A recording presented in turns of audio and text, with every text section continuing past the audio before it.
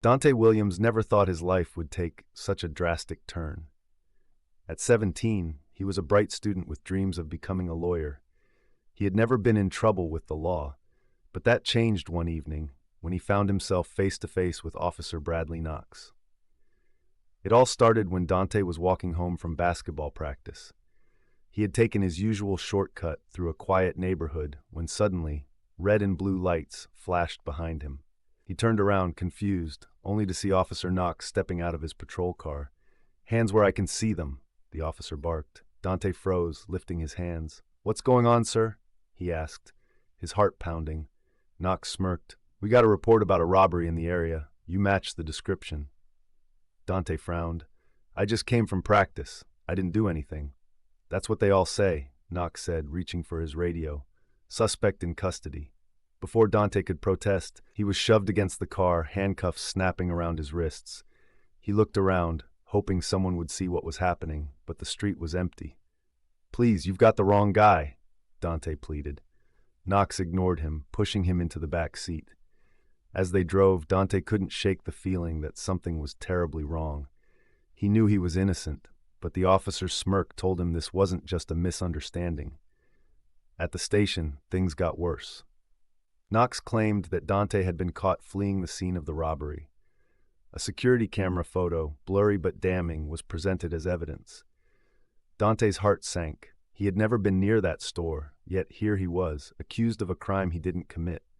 As he sat in the cold interrogation room, fear crept in. He needed someone to believe him before it was too late. Dante sat in the cold interrogation room, his wrists still sore from the handcuffs. The dim overhead light flickered, casting eerie shadows on the cracked walls. He tried to stay calm, but his mind was racing. How could this be happening? He had done nothing wrong. The door swung open and Officer Knox strutted in, holding a thick manila folder. He dropped it onto the metal table with a thud, then leaned forward, a smirk tugging at his lips. "You've got a real problem, kid," Knox said, flipping open the folder. Inside were blurry images, surveillance stills from a convenience store. One of them showed a figure in a hoodie running from the store. Dante's stomach twisted. "That's not me," Knox chuckled. "You expect a jury to believe that? You match the description perfectly." He leaned in closer. "And we've got an eyewitness who swears they saw you running from the scene." Dante's jaw tightened. "I was at practice. There were people with me. They can vouch for me." Knox shook his head. "Oh, don't worry, we checked. But see, here's the thing. No one actually saw you leave practice. And unless you've got a perfect alibi, this case is pretty open and shut." Dante felt his pulse quicken. This wasn't just a mistake. This was a setup. But why? Knox stood up and smoothed out his uniform.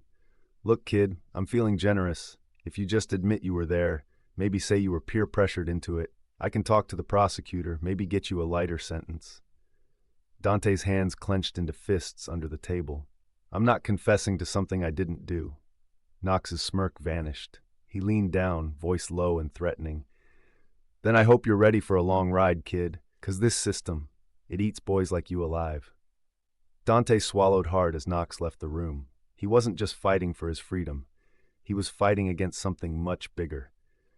Dante sat alone in the interrogation room, his mind racing. His mother always told him to be careful, to never give the police a reason to suspect him. But what if they didn't need a reason? What if they had already decided his fate?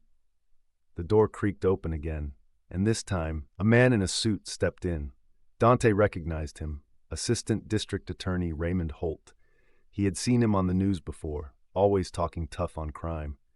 Holt adjusted his tie and sat across from Dante, clasping his hands together.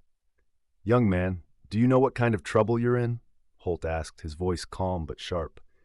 Dante didn't respond. He had learned from his father, who always told him never to say anything without a lawyer present. Holt sighed. "Listen, we've got overwhelming evidence against you. Surveillance footage, an eyewitness, and," he slid a piece of paper across the table, "fingerprints on the counter." Dante's eyes widened. That was impossible. He had never even been to that store.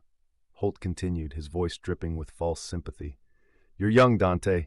If you confess now, the judge might go easy on you. You don't want to risk a jury trial, do you?" Dante clenched his jaw. "I didn't do anything." Holt leaned back, shaking his head. That's what they all say. At that moment, the door opened again, and a woman in a navy blue blazer walked in, his public defender, Mia Lawson. She was young but confident, her eyes scanning the room before settling on Holt. "This conversation is over," she said firmly, placing a protective hand on Dante's shoulder. "My client won't be speaking to anyone without my counsel." Holt smirked. "Suit yourself, but I'll see you both in court." As he walked out, Dante exhaled, feeling a small sense of relief. He wasn't alone in this fight, but with Knox and Holt both pushing for his conviction, he knew this was far from over. Mia Lawson sat across from Dante in the cold, sterile interrogation room, flipping through the file the police had compiled against him. It didn't take long for her sharp eyes to notice the inconsistencies. The so-called evidence was flimsy at best. Worse, it reeked of fabrication. She sighed, looking up at Dante. "They're trying to bury you, Dante." Dante shifted in his seat, anxiety tightening in his chest. "But I didn't do anything. How can they just make things up?" Mia shook her head. "Because they think they can get away with it." She tapped the file. "Officer Knox is claiming you were caught on a surveillance camera at the store during the robbery. But there's one major problem. This footage has no timestamp. That's a red flag." Dante furrowed his brow. "They can just say it's from that night." "They can try, but we're going to challenge it," Mia continued, flipping to the so-called fingerprint evidence. "This is another issue. They're claiming your prints were found on the counter, but this report doesn't show when they were lifted. Prints can stay on a surface for weeks or even months. If you weren't even there that night, this means nothing." Dante sat up straighter. "So they don't really have anything?" Mia exhaled. "Not anything solid. But here's the problem. Knox's word carries weight in the courtroom. If a decorated officer says you were there, some jurors might believe it no matter what." Dante's heart pounded. "So what do we do?" Mia's eyes sharpened with determination. "We fight. I'll demand to see the original surveillance footage and the full forensic report on your fingerprints. If there's even a hint of foul play, we'll expose it." Dante nodded slowly. He wasn't just fighting for his freedom. He was fighting against a system that had already decided he was guilty. The trial was coming, and he needed to be ready. Mia spent the next few days digging deeper into the case. She requested the full security footage from the store and demanded a thorough forensic analysis of the fingerprints. But something still didn't add up. One evening, as she sat in her office reviewing the case notes, her phone rang. "This is Mia Lawson," she answered. A hesitant voice spoke on the other end. "Miss Lawson, I don't want to get involved, but I think I saw something that night." Mia straightened in her chair. "Who is this?" I work at the gas station across from the store. My name is Luis." Mia grabbed a notepad. "Luis, tell me what you saw." There was a pause before he spoke. "I was on my break outside when I heard sirens. I saw the cops show up, but—" Luis hesitated. "The boy they arrested, he wasn't the one who ran out of the store." Mia's pulse quickened. "You're sure?" "Yes. The guy who ran out was taller and had a different build. I didn't see his face, but he was wearing a hoodie and dark jeans." Mia scribbled down the details. "Did you tell the police?" Luis sighed. "I tried, but when I told Officer Knox, he just waved me off and told me to mind my own business." Mia clenched her jaw. "Luis, would you be willing to testify in court?" There was silence on the line. "I don't know. If Knox finds out, he could come after me." Mia softened her voice. "I understand, but Dante's life is on the line. If you saw the real suspect, you could be the key to proving his innocence." Luis hesitated again before whispering, "I'll think about it." As the call ended, Mia knew one thing. Knox had ignored a crucial witness, and that meant he wasn't just mistaken. He was covering something up. Mia didn't waste any time. The next morning, she submitted an official request to subpoena the store's full security footage. If Luis was telling the truth, there had to be evidence showing someone else committing the crime. At the same time, she asked her investigator, James, to do a background check on Officer Knox. If Knox had ignored a witness, it wasn't just incompetence, it was intentional. By noon, James was sitting across from her in her office, a thick file in his hands. "You were right to dig deeper," he said, sliding the folder toward her. Mia opened it and scanned the documents. Her stomach clenched. "Knox has been involved in multiple misconduct complaints," James explained. Several excessive force claims, wrongful arrests, but somehow he always walks away clean. Mia's eyes landed on a specific report. "What's this one?" James leaned forward. 3 years ago, a teenager named Malik Johnson was arrested under similar circumstances, accused of a crime he swore he didn't commit. Knox was the arresting officer. Mia frowned. "What happened to him?" "He took a plea deal, served 2 years in prison." Mia exhaled sharply. "And now he's trying to do the same thing to Dante." James nodded grimly. "Looks that way." Mia's mind raced. If she could establish a pattern of wrongful arrests, she could destroy Knox's credibility in court. Just then, her phone buzzed. It was an email from the district attorney's office. She clicked it open and froze. The email contained a short message. "Security footage request denied. Evidence no longer available." Mia's hands curled into fists. They were covering it up. She looked at James. "If they think they can make this evidence disappear, they're wrong. We're going to find another way to expose the truth." James smirked. "I was hoping you'd say that." Mia refused to let the missing security footage derail her case. If the store's official footage was lost, she needed another angle. She called Dante's mother, Vanessa, to see if anyone had been near the store that night. After a brief pause, Vanessa hesitated. "There was a woman," Vanessa said. "She called me after Dante's arrest, said she saw something." Mia sat up straight. "Who is she?" "Her name is Mrs. Reynolds. She lives in the apartment above the store." Mia wasted no time. She and James arrived at Mrs. Reynolds' building within the hour. The elderly woman hesitated at first, peering through her chain-locked door. "I already told the police what I saw," she said. "And what did they do?" Mia asked. Mrs. Reynolds sighed, unhooking the chain. "They ignored me." Inside her small apartment, Mrs. Reynolds pulled out her phone. "I recorded something that night. I heard a noise and looked out my window." She pressed play. The shaky footage showed a hooded man running out of the store, a man who was definitely not Dante. A few seconds later, Officer Knox appeared, looking around nervously before walking away. Mia's heart pounded. "Mrs. Reynolds, would you be willing to testify in court?"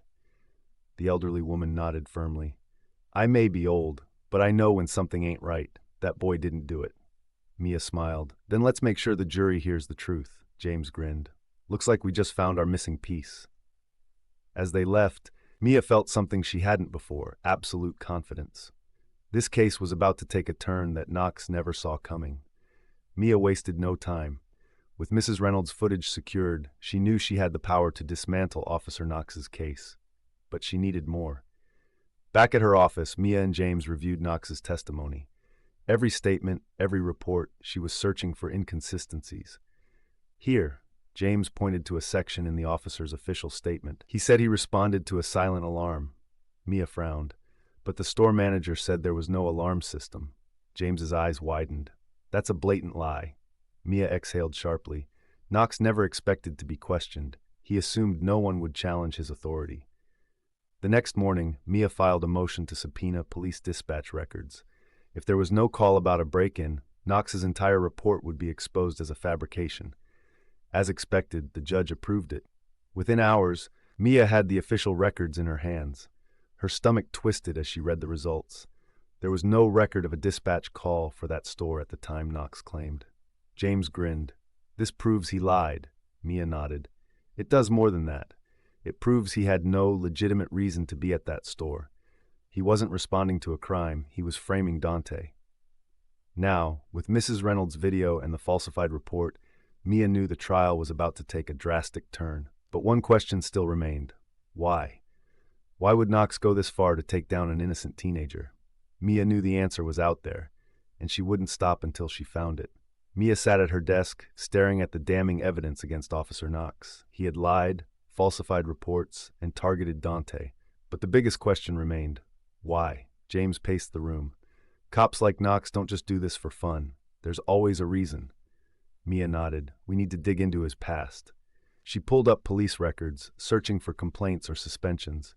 At first, it seemed clean, too clean. But after deeper investigation, Mia uncovered something shocking. Knox had been accused of racial profiling multiple times. Several young black men had been arrested under similar suspicious circumstances, but each case had been dismissed due to lack of evidence. James clenched his fists. "He's done this before. And he got away with it. Mia's jaw tightened. Not this time. But there was more. An old internal affairs report revealed Knox had personal ties to a local businessman, Martin Langley. Mia's stomach twisted. Langley owned several businesses in the city, including the store where Dante was arrested. What if Langley wanted Dante out of the picture? James suggested. Mia's mind raced. Had Knox been working for Langley? Had he framed Dante to protect someone else's interests? The pieces were falling into place, but Mia needed one more thing. Proof. She grabbed her phone. We need to talk to Langley. As she dialed, a sinking feeling settled in her chest. This was bigger than just one corrupt cop, and exposing the truth might put them all in danger. Mia and James arrived at Langley's office, a sleek glass building that screamed money and power. Security was tight, but Mia's badge got them in. Langley, a tall man in an expensive suit, greeted them with a smirk. "Detective Hayes, to what do I owe the pleasure?" Mia didn't waste time. "We know about your connection to Officer Knox. We also know Dante wasn't the first black teen he framed." Langley chuckled, leaning back in his chair. "That's a bold accusation." James crossed his arms. "You own the store where Dante was arrested, and every time Knox arrests someone there, the charges mysteriously stick until now." Langley's smirk faded slightly. "I have nothing to do with that. If a crime happens at my store, the police handle it." Mia slid a folder across the desk. "We did some digging. Knox received multiple payments from a shell company connected to you. Looks like hush money." Langley's jaw tightened. "I don't know what you're talking about." Mia leaned forward. "We can take this to the press, or you can start talking." Langley's face darkened. He sighed, rubbing his temple. "Fine, Knox was useful, kept certain people from causing problems." "People like Dante?" James asked coldly. Langley scoffed. "That kid didn't belong near my business. He was asking questions, causing trouble." Mia's heart pounded. So that was it. Dante wasn't a criminal. He was a threat to Langley's dirty dealings. James narrowed his eyes. "You do realize Knox is going down for this, right? And if you're smart, you'll cut a deal before you go down with him." Langley hesitated, then smirked again. "You're brave, detective, but you have no idea who you're messing with." A chill ran down Mia's spine. This was bigger than she thought. And now, she and James were in the crosshairs. Mia and James left Langley's office with a sinking feeling. They had the proof, but Langley's last words stuck in their heads. "You have no idea who you're messing with." As they walked toward Mia's car, James glanced around. "We're being watched." Mia's grip on her keys tightened. "By who?" James didn't answer, just nodded toward a black SUV parked across the street. The tinted windows made it impossible to see inside. "We need to move," Mia said, unlocking the doors. They climbed in, and Mia pulled out onto the main road, keeping an eye on the rearview mirror. The SUV followed. "Great," James muttered. "Langley's already making his move." Mia exhaled sharply. "Let's lose them." She turned sharply onto a side street, speeding through an alley. The SUV followed. James pulled out his phone. "I'm calling the precinct." Before he could finish, the SUV cut them off, blocking the road. Two men in suits stepped out. One of them tapped on Mia's window. "Step out, Detective Hayes," he said, voice calm but firm. Mia clenched her jaw but complied. James followed. The man smiled. "You and your friend are getting too close to things you don't understand." "Funny," Mia said. "That's exactly what I was going to say to you." The man's smile faded. "Walk away from this case, Detective. It's bigger than you, bigger than your career."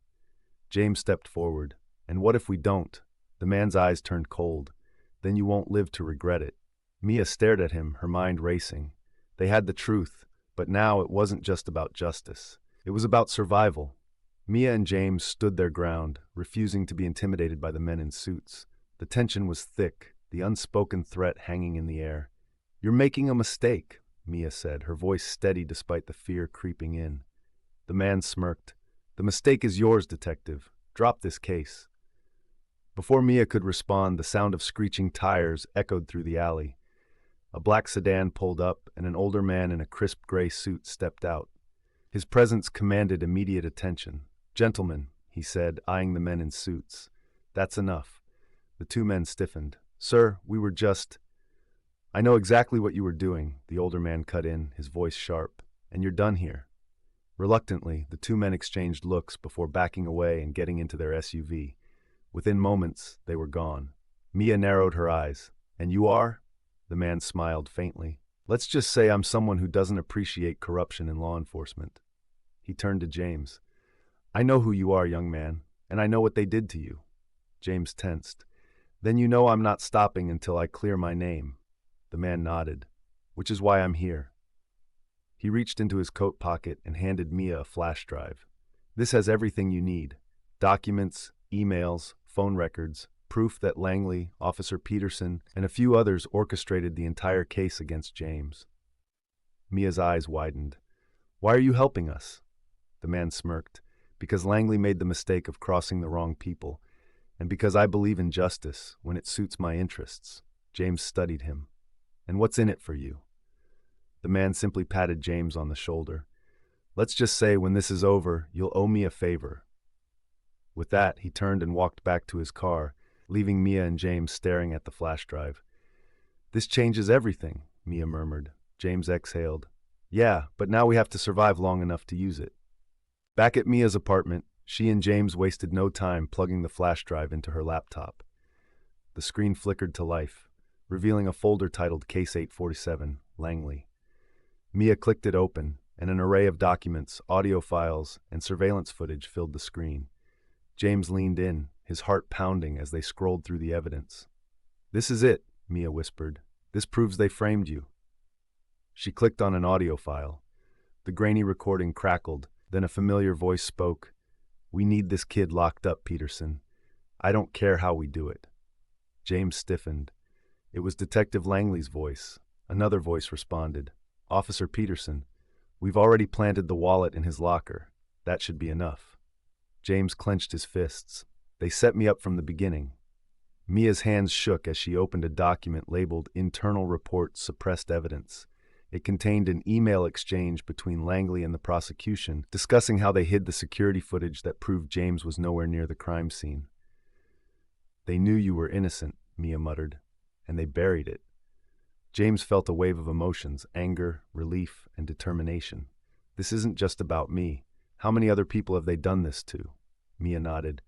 "We have enough to blow this case wide open, but we need to be smart. If Langley finds out we have this..." James exhaled. "We need a plan. Someone who can help us use this without getting shut down." Mia's mind raced. "We need the media. If we go public, they can't bury this." James thought for a moment. "I know someone, a journalist, Maria Sanchez. She's been covering corruption cases for years." Mia nodded. "Then we go to her, tonight." But as they shut the laptop, a sudden knock at the door sent their hearts racing. Someone new. The knock came again, louder, more urgent. James and Mia exchanged nervous glances.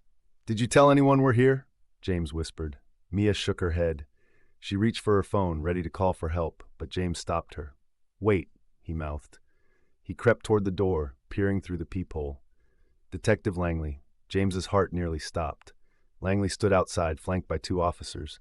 His face was hard, unreadable, but his presence alone was a threat. "Mia Carter," Langley called. "Open the door. We just need to ask you a few questions." Mia froze. James backed away from the door, shaking his head. "He knows," he whispered. "He knows we have the files." Mia took a deep breath and steadied herself. "If we don't open, he'll break the door down," she whispered. James clenched his fists. They were trapped. Mia unlocked the door, but only opened it a crack. "What's this about, Detective?" she asked, her voice calm but firm. Langley forced a tight smile.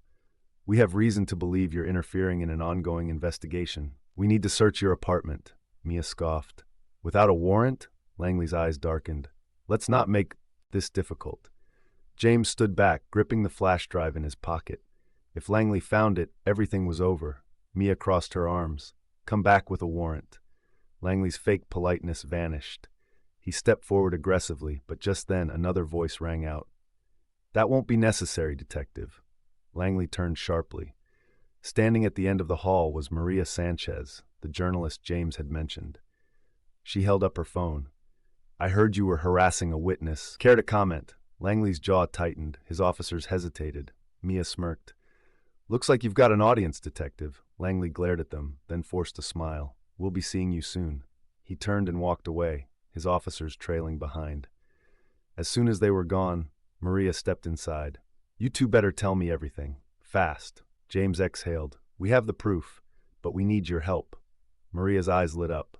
Then let's expose them. The fight was far from over, but now they had a powerful ally. James, Mia, and Maria huddled around the laptop.